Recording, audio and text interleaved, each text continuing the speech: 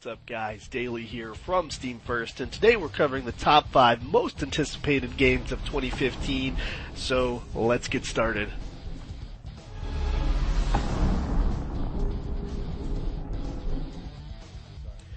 So number 5 on our countdown is Rainbow Six Siege, and this game, to me, is going to be one of the top anticipated shooters of 2015 just because of the amount of tactical team play. You can see here, you've got a 5v5 match, kind of like the best of Counter-Strike Go's feeling, where it's the 5v5 mixed with the Battlefield's destruction. You've got all sorts of different types of weaponry, ways to breach. You can see right here they're looking for different entry points into the building and things like that. And I think with the amount of options that you're going to have and the different ways into the buildings and the destructible objects, that you're going to have a ton of different ways to get into buildings and make sure that the game that you play is never 100% the same as it was the last time you played it. Now on the reverse side, when you're playing as the terrorists, what you'll see here is you have the option to board up things and to lay down traps and reinforce walls, because certain things in the game can be broken and breached and changed and exploded, all sorts of stuff. So this particular one, the counter-terrorists are supposed to come in here and rescue the hostage, and the terrorists have to defend the hostage for a certain amount of time. And with the windows being boarded up, it will delay their entry or possibly give signals on where they're going. So you have all sorts of different elements working from basically like a defensive gameplay all the way into your firefight and combat, which you're looking at right now. And, being able to do things like breach different levels of the floor and things like that, you just haven't really got to see in other games. And that is one of the main reasons why it is one of the most top anticipated shooters of 2015 and makes its way onto this list. Other features include customizable weapons, characters, different classes, things of that nature. Hopefully, Rainbow Six Siege will break the mold of the competitive / esports shooter, and we will see a good balance of gameplay to sports features. So that is number 5, and we're moving on to number 4.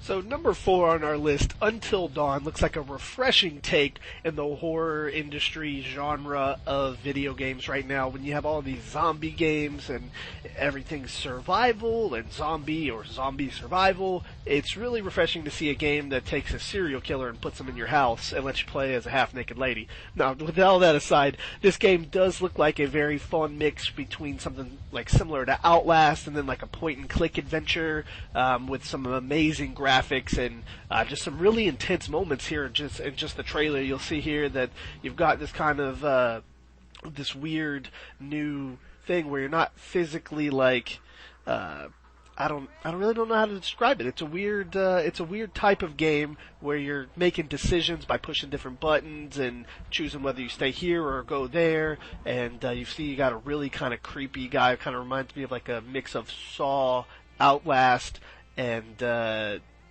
it really is doing it for me. I'm really kind of excited to play a game that's getting away from zombies and getting more into the horror genre. Movie-like game is the best way that I can explain this one. It seems to have a really unique set for the fear options here, where you're able to hide under beds and your character will tremble if she's scared. You'll see here that she just attacked the guy and is going to try and get away, and it looks all in all like a very, very fun game, and we can't wait to play it. So let's move on to number 3.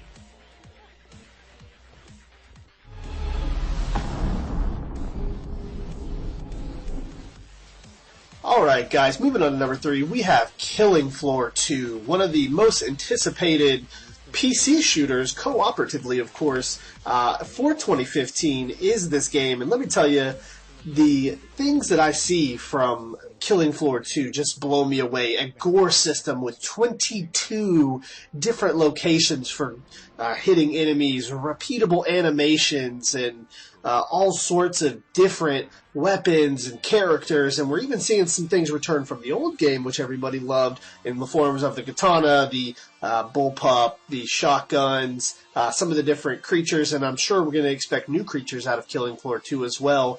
They came up with their own unique dismemberment government system called the Meat system, which allows you to do all sorts of different things, from blowing off different body parts and different levels of different body parts. Like you can shoot the skin or like a chunk out of a leg, or you can shoot chunks out of a head to expose the skull and then the brain, and you can see them bleeding all over the place. And just an all-around rework of the graphics and the gameplay really make this one stand out on the list of games that I really want to check out this year. And yeah, it's a bit over the top, and there's a lot going on here, but you know, that's PC gaming for you. We don't have a lot of standards as far as the amount of detail and stuff that we'll put into gore and systems and things like that. But overall, the lighting, the ambiance, it really makes Killing Floor 2 a game that I want to play in 2014. Love the version rating at the number 3 spot. So we're now moving on to the number 2 most anticipated game of 2015. Stick around, and we'll get right to it. The next game up on our list, guys, is The Division, and I've been following this game for a long time, waiting for the right moment to strike and tell everybody how amazing it is, and it is not here yet. Hopefully we'll get a release date sometime this year, and this doesn't go on next year's 2016 top anticipated list. It is due out for release this year, and let me tell you, third-person, cooperative, PvP, RPG, all sorts of elements packed in here. You got a good destruction system. You got all sorts of, you got co-op versus AI. You got co-op versus enemies. You got the big level of New York. You got a nice, interesting story that you don't really get a whole lot these days, and it seems to be doing the Tom Clancy's name proud. And The Division is something I'm really, really looking forward to. You can see here through the gameplay, there's just so much detail with the bullets going through and making dents and different levels of the glass breaking and the team working together, and then you top that with different skill sets, different perks, different abilities based on the things that you're getting. So when you kill an enemy, you'll get a set amount of XP, and then you can spend that XP on other things. And then you've got this drop-in, drop-out cooperative support from the second screen or the tablet side of things, or your phone, and you're able to go in and help your friends, maybe use your smartphone or your tablet as a UAV or something to disable enemy HUDs or to disrupt enemy vision, stuff like that. And it just all seems to make so much sense. And it's a shame that it hasn't been done before. And hopefully every time, moving on to the third-person shooter genre, if this game really lives up to the hype, hopefully everybody will try and mimic and copy what this game brings to the table, because it just looks amazing. The graphics and all the things that I mentioned previously make it the number 2 spot on the top 5 countdown. Now, moving on to number 1.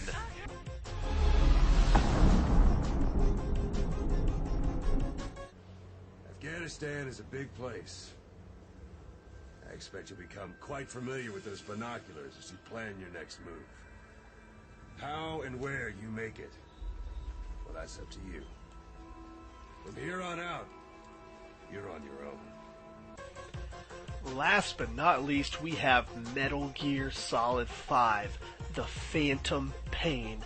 Definitely my most anticipated game, maybe not just of 2015, but of all time. It finally goes back and ties in all of the Metal Gear Solid, games that we know and love, and completes the story and shows us the transformation of a great patriotic soldier into a lunatic madman hell-bent on employing his way of life on other people in the world.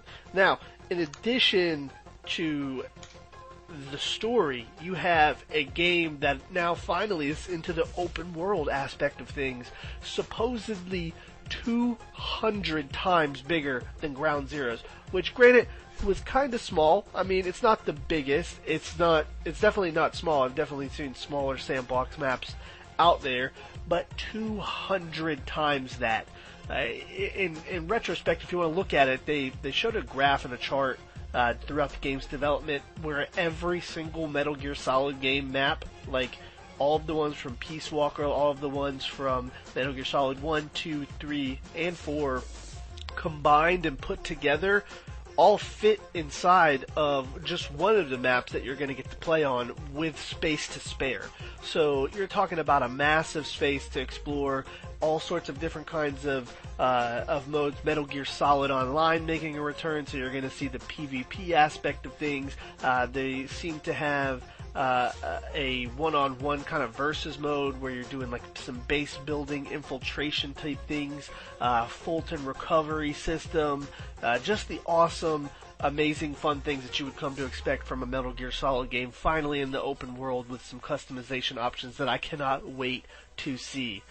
I literally scour the internet every single day searching for videos and topics and theories and this and that on Metal Gear Solid. It is by far the most anticipated game of the year from myself, and I really, really hope that they deliver and bring home the bacon on this one, because they have such a great opportunity to explore the different things that happen, because we all know what happens in this campaign and in this story of Metal Gear Solid. We know what happens to Big Boss. We know what happens to Solid Snake.